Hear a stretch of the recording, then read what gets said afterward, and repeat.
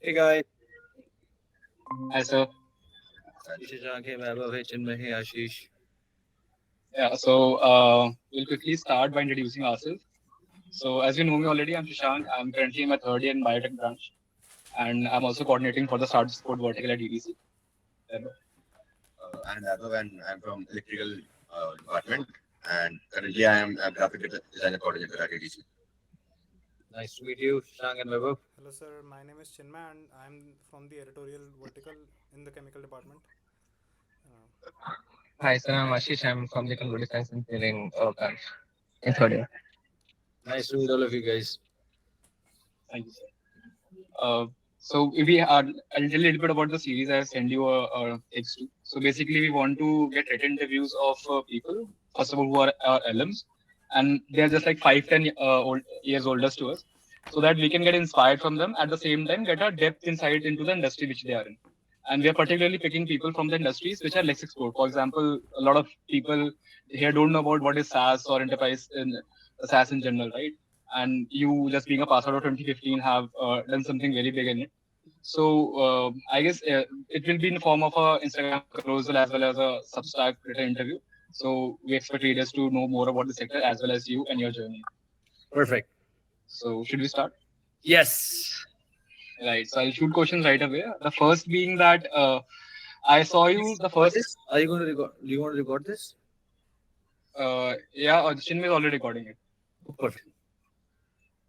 So starting the first question that I met you first time, not met you exactly. I saw you first time on LinkedIn when I was searching for people in entrepreneurship from IT Delhi. At the time when I was filling form for counseling, right? And saw okay, there's a person who was just 2015 pass out and he got into IC and he's doing pretty good. So that inspired me a little bit to come into IT Delhi. Right? But from that, it's missing that we don't know about your journey, that how you started up here at IT Delhi. We never saw you talking about it any place else. So can you share a little bit about your journey? Absolutely. So, you know, I was I always wanted to try something and actually build something of my own, right? So, I did a very I always was full of ideas. First year, second year, trying to do something. Did internships in a lot of startups, right? So, like even during the summer and not just the summer, even during the semester, I would look for startups and try to do something. So. Initially, also applied for FSAE. Did the marketing coordinator role there, trying to figure out, okay, what is beyond technical that people do, right? And trying to just dabble with as much as possible across the available venues at IITD and beyond, especially in the startup world, right? um, the first thing that we kind of started off doing was much more on the B2C side of things. It was basically delivery. Of course, everyone thinks that's what they're going to do, right? That quickly failed, and it's very good that we understood that that's not pretty scalable because you couldn't actually make any money off of that, right? So the founders were, of course, me, Mayank, and Anand. We've known each other last 13 years now. So we were in the same hostel, Aravali, from IIT Delhi, and we did a lot of courses together as well, right? So we did a lot of because we were kind of all enthused about okay, what happens in business, and then also on the tech side, what's happening in LP and AI. So we used to take a lot of these courses together, competition, and also look at B plan competitions, etc. as well. We've done a lot of that during the Trist and even other IIT competitions as well, right? So the three of us, we started with something in grocery delivery. Then of course, that was not going to happen. So we said, okay, what is it that we are really good at? And that was technology. Like the three of us were really good at technology. So come end of 2015, where at 2014, basically when we were sitting for placement, all of the three of us had job offers in hand, right? But the three of us, we sat down together. We said, okay, you know what? We have 6 months before we actually, leave college. So maybe we should actually try doing something, right? And that's when we started the grocery delivery on January, February 2015. And then we said, okay, you know what? This is not going to work out. What do we love? And the answer was unanimous. We actually really loved building hard tech products, right? So we really loved natural language processing. So in our 4 years, there was a project the three of us did together, which was on summarization, automatic content summarization, right? It was a competition, and we kind of applied, and it was fun, right? So that is where we thought, okay, you know what? Let's do some hard tech stuff. Let's do some AI stuff, and that's where we started off with a platform called Chatteron. So Chatteron is this horizontal platform that enables anyone to create chatbots without writing single line of code, right? So at that time, if I'm not sure if you know, but Facebook Messenger and Kick and Telegram, these are like all chat platforms, right? These guys actually opened up their APIs for the first time ever to build bots on top of, right? And it was very interesting because, as a consumer yourself, you say that, okay, you have to get anything on Airtel or with Vodafone, you have to, stay on line for so many hours or so many minutes before someone even picks up your call, right? So the idea kind of was, you use the technology that we know, which is NLP, natural language processing, and kind of apply it to a customer service, customer support kind of a use case on call, on chat, etc. Right?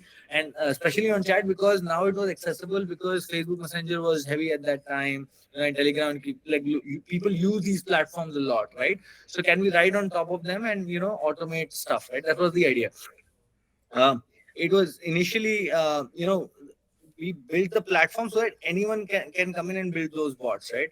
So from 2015 to 2017, we went from zero to a 30,000 businesses who started to create their own chatbots on top of Chatteron, using the platform, right? And that was really exciting. It was very, very exciting times. So it was tough financially because while, people were using it, we had a freemium model, right? So initially we graduated that's like mid 2015 we graduated, May 2015 we graduated, and then like for a year we were literally living out of our juniors rooms. Actually, it was a very exciting and tough time both financially for us, and huge learning, and actually it was great to build character for us in our entrepreneurship journey. And overall, when we had those 30,000 customers, we we were like seeing that people are using it, but the challenge was they were not like, a lot of them were not able to go beyond, let's say, 1,000 messages per month. So we were not able to, like, we finally basically saw that there are so many use cases that people are trying out, but people themselves are not that good at building the conversational experience, right? Like the mobile app experience, the web experience, all of these experiences today are so common that there are a lot of courses. Every engineer can take them and learn how to build a great experience, right? But conversational experiences, unfortunately, at the time were not that famous. And even when businesses wanted to do something, they were not able to create those great experiences for the people who were end users who were using these services, right? So what we realized is that we were actually not able to get people to scale on the platform, right? They would use it, they would be end users who would come and chat with the bots that these guys have created, but they were not scaling well, right? So we were not able to scale. So out of like 30,000 customers, the one who were actually paying us well or who were actually using us well was just like 20, right? And another interesting thing was that out of these 20, 17 were essentially using Chatteron for internal use case like HR and IT and finance, right? Now, at that time, it was absolutely crazy for us, right? Because you know it, I know it. No college in the world, no undergrad in the world ever teaches you, what HR or IT or finance or what do all of these functions actually even do, right? So it was very crazy for us. We spent like 6 months trying to figure that out. We spent a lot of times, actually reaching out to these customers, the 17 customers, talking to them, understanding, why they're using us.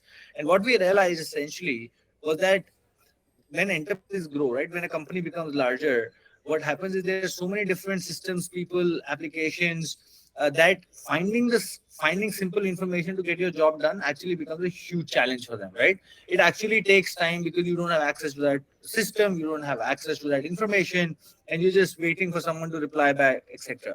Right? This is very it was crazy. It seemed crazy to us at the time because in college you can just call anybody up, you can get things done really, really fast, right? Versus in a company, it becomes really slow, right? So what we realized is that's a big problem, and we launched Leena AI to solve specifically that problem.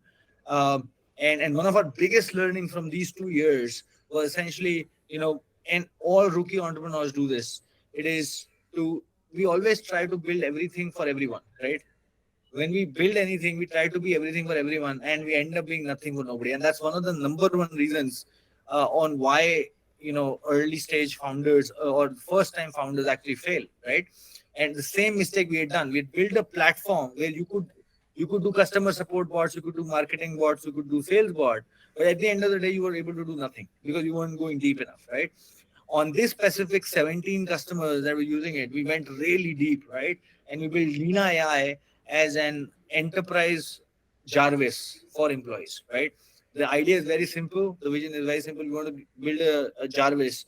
I'm sure all of you have seen that in the movie Iron Man, for every employee in a large company. That's the idea, right?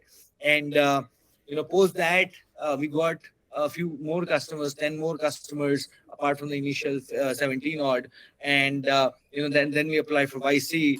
At our time, YC was not that heavy in India. They had taken like 4 or 5 companies before us, 5, 6 companies before us, right? Like Razorpay, Misho were a couple of, and these were like the only companies that they had actually taken, a bunch of 4 or 5 companies, right? So it was really, we were really privileged to have been selected by YC at the time, and got a chance to go to the Valley. We were 4 companies. It was us in the batch. It was Khata Book and OK Credit.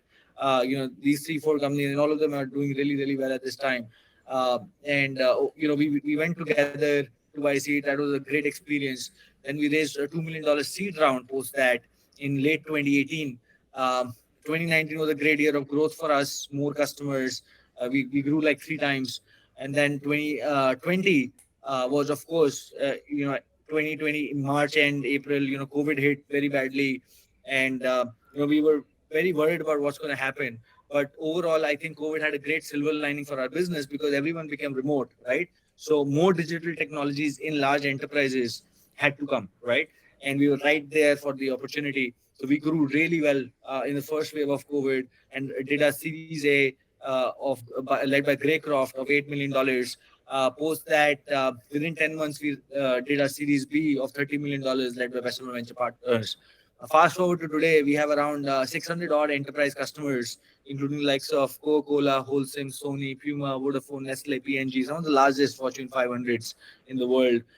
We are around 450 odd folks globally today as well, based in the US, in the Middle East, Europe, India, and Southeast Asia. We have people all across the globe, and that's been our journey. What the value we add to our customers is very simple, right? We want to build that Jarvis for employees. It helps them improve efficiency of every single employee in the organization, and helps them reduce cost on just repetitive queries that IT teams, HR teams, finance teams keep getting. So one thing that we've realized from our journey till now is have a very clear cut value proposition and hit that really hard and really deep. Don't try to be too broad. Have that clear value proposition, hit that really hard and really deep. In our case, like, my pitch is very simple. When I go to a CIO, Chief Information Officer, of a large company or Fortune 500, I simply say, I'm going to help you reduce your IT help desk costs by 70% by automating the tickets that come in. That's it, nothing else, right? And that's how simple and clear it is. That was very great to hear the last part which you told about. It was really a takeaway. Uh, like coming to the next question, we figured out that there's an AI boom going on right now, coming of OpenAI and ChatGPT, right? But more than that, I observed one thing that enterprises are adopting this technology very faster. Like I recently saw news that Dukan automated their customer support service, had LLM model run on a set of data. Right? So we are very much interesting about this sector which have for us. The audience which is reading this article must be kind of interested in starting something in this sector. So what is it you have for them? That what are the possible opportunities which are upcoming, which you see, which we don't? Because since you are very much involved in this beautiful intersection of enterprise and AI, right? Absolutely, great question. So, we fundamentally, and I fundamentally believe that all large enterprise workflows are going to be disrupted, right? I'll give you an example, right? So the industry we are in is simple, right? So a company gives out laptops and software to, let's say, 10,000 people in the company. Now, if someone cannot log in, laptop's not working, it is slow, people just reach out to the IT help desk, and there's a cost in running that IT help desk, right? Simple problem. We go in, we say, and on the employee side, they have to wait while someone solves their problem, right? So we come in, we say, hey, we're going to automate the ticket, so you're going to save costs on the IT help desk, and on employee, they don't have to wait, right? So it's a win-win. It's a no-brainer, right? And there's a use case, right? Every single enterprise workflow, you can find something like this, right? Pick up any department, you can actually, it does not need to be a help desk automation, right? It could be literally anything. It could be an ops use case, a marketing use case, it could be anything. Literally every workflow in an enterprise today can be disrupted using large language models. It is just important to understand and know that sometimes enterprise workflows are shitty because and they take a lot of time because not of the lack of technology, but the lack of wanting to change, right? So if that is the case, you have to just know that and understand that it's going to be a little slower because enterprise is a little slower to adopt. So find those workflows that you think can be disrupted using large language models. And again, how to do that? You need to have conversation, right? Reach out to people, say, hey, this is Shashank from IT. I'm thinking of doing something in this particular sector. I think whatever you're doing is interesting. I need your help. Everyone will be willing to spend 15, 20, 30 minutes, understand how does their work happen, where do they spend most of their time. And if you hear the same thing from 10 people, you know exactly what to automate, right? So that's what I'd go about it. I'm not giving any specifics because I think there's a sea of opportunities out there, from processing invoices to purchase orders to automating, like there are thousand opportunities at this point. And that's why I'm not being specific but being broad. Just make sure that you talk to 10 people and they have the same problem, and then just go hit it really, really hard. That was very nice to know. Coming to the next question, which is under sales, right? So in EDC, we have a community of startups over here. And you'll be very glad to know that there are startups who are into this. Like one of them is building SaaS for payouts, salary payouts, right? So they have a complaint that it's very hard for them to get into meeting rooms of these big offices, right? Like they were trying to crack a big consulting company, and they said that you have to be a part of the equity to someone to just get there to the meeting room. So it's obviously very challenging. And since you have cracked some of the very big Fortune 500 companies, and you must have some kind of takeaways with you, right? That what things we have to do right and what not to do. So if you can share them with us, it will be very great for our audience. Absolutely, absolutely. So see, one of the things is, and I've gone through the same journey myself because I lead sales at Leena, and I've led sales at Leena since day one, right? So back in the Chatron days, also I was the sales guy or the marketing and sales guy, right? So number one is you have to be okay with the fact that you're going to fail a lot, that you don't know anything and you'll have to learn it, right? So that's one of the two things that you have to be very, very clear on, right? Generally, engineers who come to IIT have zero idea of how to do sales, of how to build relationships, of how to, what credibility means. Why would someone trust their money? Because see, when you do enterprise selling, it's not a small check, right? It's not a consumer buying a 500 rupee or a 5,000 rupee thing or even a 10,000 rupee thing, right? You're talking about hundreds of thousands of dollars, lakhs of rupees, hundreds of thousands of dollars, crores of rupees, and all of that, right? So you have to be okay with the fact that hey, I don't know this stuff and I'm going to learn it. And you have to be okay with failure because you're going to get the phone shut on you, you're going to get those doors closed on your face and all of that, right? One of the biggest after you're over this hump, one of the biggest thing in the early stages that really helped me was to say this out loud in front of the prospects and say that, hey, you know what? Use the IIT brand that's behind you. Say that, hey, you know what? We are trying to do something, right? Have everything figured out today? No, but we want to figure this out and we want to build something and we are ready to partner and we are ready to learn from you, right? So you go into these large companies, use IIT as a tag name to get in, and don't try to sell, right? Go in and say, hey, you know what, I'm doing something in this space. I'm an engineer, undergrad in IIT right now, or doing my BTech from IIT right now, and or MTech from IIT, whatever, or PhD from IIT, and I'm really, really interested in knowing more about this space and learning from you who is so experienced. Can you spare 30 minutes, right? Let them give you just 30 minutes gyan on what their problems are, right? Once they tell you that, you can say, hey, you know what, I'm building this payroll thing. Just an example, right? It could be anything. I'm building this payroll thing. Of course we are very, very early stage, right? But we'd love to partner with an organization like you and a person like you to help us build this product out over the next 3, 6, 9 months, right? So can we quickly start a pilot? Would you love to do a pilot with us, right? Again, we know we don't know a lot. We know very little, but we're very hungry. We are very eager to learn and deliver value for your organization. And in the meanwhile, also build a product that can be used by others, right? So if you are being candid and honest, and if you approach these conversations with a mindset to actually learn and explore and grow together, that company solve their problems and also grow yourself, and you do this 5 or 10 times over, I promise you by the end of it you know how to sell. right? But the starting point, you cannot be where you want. You cannot go in with the mindset that someone's going to cut me $150,000 check, right? Or 50 lakh rupee check, whatever it is, right? You have to go in and you have to say that, hey, we don't know anything, and we are interested in this space. We're trying to build something. You might like it. We are happy to take your feedback, build a product that solves your problem and your company's problem. Do a pilot with us quickly, right? I think that is do a $5,000, $10,000 pilot. I think that kind of is a huge unlock, because people, when they say eager young folks, they're ready to experiment, and they're ready to kind of open their purse up and spend $10,000 or $5,000 as compared to cutting a large check on day one, right? So it is all about the positioning. Position yourself as this rather than a company trying to sell who really does not know anything, right? So position yourself as hungry entrepreneurs who want to solve problems in the world and are willing to learn and help that company in that pursuit, right? And that will just do wonders. Do this 10 times over. At the end of it, you know how to sell.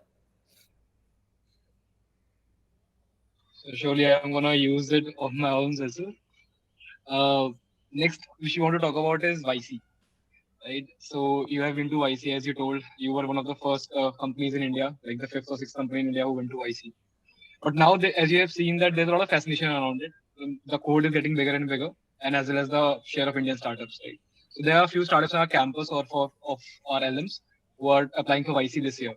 So I want to quickly ask you that what was your YC experience and what is your advice for them for their applications? Absolutely. So my experience at the time was amazing. So we did. So I don't know what's happening now. Is it happening physically or not? But our time it used to happen physically in Mountain View. So it was amazing. It was an amazing experience because, for a software company, being able to sell in the US is a big thing, right? So we started off in India and we used to only sell to Indian customers. But going to YC actually gave us the opportunity of understanding the American market and understanding the people in the US. Because see, at the end of the day, sales is of course about the product and the value you add, but it is also about understanding the buyer. It's about understanding the persona of the person who is buying, right? So, and it's impossible to do it sitting here, right? You have to go there, you have to be there to understand, what they think, what they want, what do they care about, etc., right? So YC for us was a huge unlock, especially from an international markets point of view, right? And our experience overall was pretty good because we used to get the attention of partners. The batch sizes were smaller. We used to get all the attention. I don't know what's happening today, but at our time, at least, it was a great experience overall, especially from an international exposure unlock point of view. Uh, Now, coming to the applications, I think just being authentic is extremely important. Knowing your metrics and talking about your metrics very clearly in the application is extremely important. If you already have traction, either that is users, revenue, GMV, whatever it is, right? Putting it out very, very clearly and showing the trend of growth over the last 2 quarters or 6 months or 3 months or whatever is extremely important. So if you take care of these 3 4 things, I think you'll be good. And if it really matters to you, though I can say now the Indian ecosystem has already grown a lot, not just in B2C startups but also in SaaS startups, right? So today we have a lot of angel investors. So I personally also angel invest, and then there are many other other founders and other people like me who are investing in young age companies. So I think the ecosystem as compared to 2018, 2017, 2018 when we applied and when we went is very different. At that time, probably there were 3 or 4 SaaS startups in the country, and of course you had the Zohos and the big guys, Freshworks of the world. But then there was nothing like really major happening, especially from an investing point of view. Today, it's a completely different story, and I think you have a lot of opportunity within India as well of raising funds and getting mentorship and etc. etc. So I won't say that make it that big of a deal, but of course you should apply genuinely and you should take care of the 3 4 things that I mentioned. But if it does not happen, that's completely fine as well. There's a lot of opportunity and there's a lot of good companies that come out of everywhere in the world who are not YC. So it's not going to change the outcome of your company or your startup. So Adit, we had like covered two sections of our interview. The first being that how did you do it? Second being that how can we do it? And third is how do we find you similar to ourselves? For that section, if you have time permits you, we have a Sukti with us. It will take like 5 to 10 minutes max. Absolutely. I'll just put my laptop on charge. Just give me 1 second. Sure.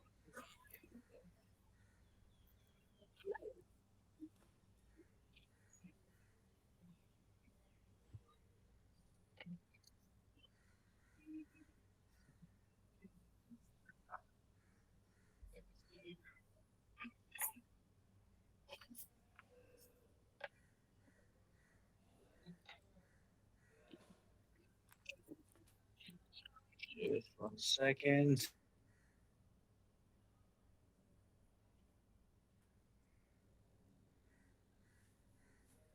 Perfect. We can start. Hi, sir. Hey, Vaibhav. So my question was basically on like what are your thoughts on learning? Uh, usually we see that professors say that you should first learn and then do something. So like we have also seen instances where people learn by doing something. So what is your take on that? Like we should first learn or we should start doing something and then learn through it. Like what is your thought on that? See, I personally don't believe that there is one right answer, right? I think every single entrepreneur has their own individual journey through life. I've seen successful entrepreneurs who have come out of Leena AI as well, right? So we have people who joined us very early in their journey. They saw Leena AI grow. They learned from. They did a lot of different things. They did coding, customer success, marketing. They did all of that, and then they started their own companies, right? And raised money as well. And I've also seen my own journey, which has been startup from day one, right? So I don't think there is one single answer to this question, right? But I do believe after having so much experience and seeing so many different stories that it is important to keep. So if you decide that I want to start up, give it your 100%. But at some point, you have to also realize that this is not making sense, right? Know when, like it is important to know when to stop, right? So uh, I'll give you an example. Like uh, when we started doing the delivery thing, right? We did it for around 2 3 4 months, and what we realized is after doing a lot of research, and actually we went live as well with the pilot, right? What we realized is it is going to be really really hard to make it profitable on a per unit kind of a method. Like how do you make it profitable per delivery, etc., right? And and at the same time, if you think about it, you can make it profitable at a specific number. You can basically charge very high per delivery, right? But as soon as you do that, the market size shrinks, right? So at that time, this is 2015. At that time, with the mathematics and with the tools that we had and the conversation we had, it did feel that it was going to be really really tough to build a profitable business, right? And then you have to have the basic sense to understand and stop it at that time, right? You need to have the basic. Now you can say that someday these guys will be profitable and all of that, right? That's, I'm very sure they will. But I personally am a believer of building good fundamental businesses, right? That are fundamentally good, right? So if you look at some of the companies, and even like some of the SaaS companies, you know, I will help the company save $100,000 and I'm going to charge $30,000 of it. Now, this is amazingly great, fundamentally good business, right?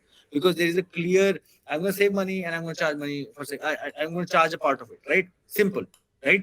And this is a good fundamental business to run, right? So I believe that all entrepreneurs should ask those questions throughout the journey, right? Until you reach PMF, you need to keep asking those questions. And if it doesn't make sense, stop. Now, after you stop, you can either continue on to another entrepreneurship journey, or you can also say that, okay, I don't have an idea right now. Let me just, go spend a couple of years, learn from, and, see more and learn more, and then go. There is no single timeline that is the way to follow. It can be very different for very different people. I have seen people who have worked for 3 years and then started up and then got success. I have seen people who started up directly and then got success. I've seen people who started up 20 years later and got success, right? So it's all subjective. The only thing I would want everyone to take away from this is very simple. Make sure it is fundamentally a good business to run. Yes, sir. So we should focus on the fundamentals Yep. rather than. So coming on the last question. So how was your life at IT Delhi? You already shared that you were from Ravali Hostel.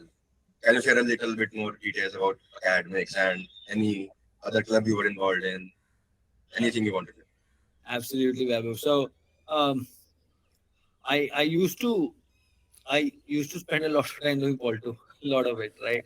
So, a crazily high amount of it. So, like all of my first year, second year, we actually lost. I actually lost because there's whatever long story. Aravali hostel has its own history. So, the other party in the hostel won the elections both the first year and the second year.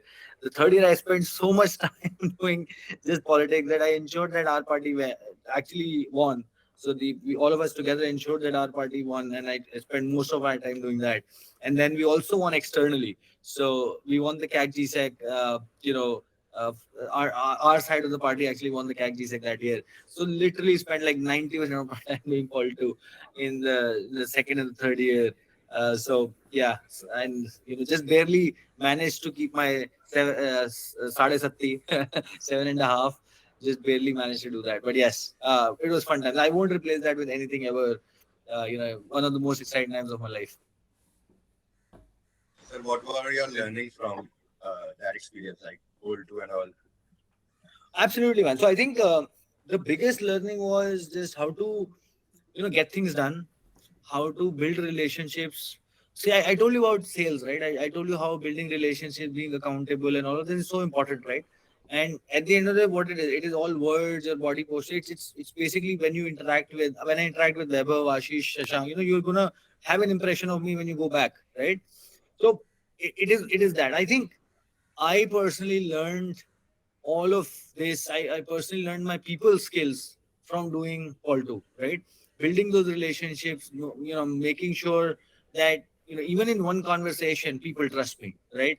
From the day go, and I think that's one of the biggest uh, learning. And I think that is by far, that has been the biggest addition to my life that IIT has done more than anything. Of course, there are many things like I did Rendezvous, I did Trace. So we won CAC, so I was a CTM in Trace.